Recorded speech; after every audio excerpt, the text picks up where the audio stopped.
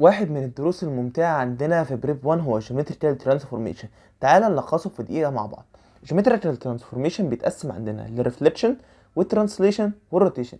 الريفليكشن ده زي ما اجي اقول لك مراية، المراية بتعمل ايه؟ بتعمل انعكاس، فبالتالي لو الاي دي شكلها بصة كده هي هتروح الناحية التانية بصة الناحية التانية اللي هو انعكاس.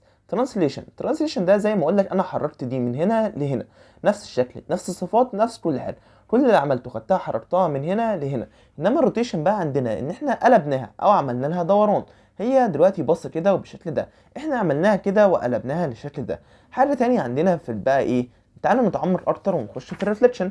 الريفليكشن عندنا بقى بيبقى بالنسبه للاكس اكسس وبالنسبه للواي اكسس.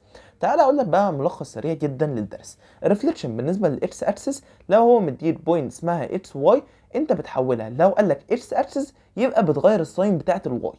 يعني لو عندك اكس وواي هتخليها اكس ونيجاتيف واي. مثال، قال لك عاوز اكس اكسس بالنسبه لمين؟ لل3 وال4. احنا عارفين اكس اكسس يبقى هنغير الواي، لما نيجي نغير الواي يبقى دي هنخليها بالنيجاتيف، هتبقى 3 والنيجاتيف 4.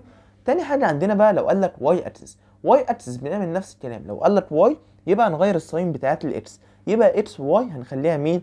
نيجاتيف اكس وواي. فبالتالي لو جينا مثلا قلنا 3 و4 نفس ال 3 و4 اللي فوق، بس قال لك بالنسبه للواي هنخليها نغير ساين مين؟ نغير ساين الاكس، فتبقى نيجاتيف 3 و4. يبقى احنا كده عرفنا بالنسبه للريفليكشن للاكس وبالنسبه للواي اكس. كده احنا خلصنا معظم الدرس. ناقص بس مثال بسيط. لو جه قال لك هنا هو مديك دلوقتي شويه بوينتات وعايزك تعمل ريفليكشن بالنسبه للواي فولود باي ريفليكشن بالنسبه للاكس عشان ما تبقاش تايه. يعني ايه؟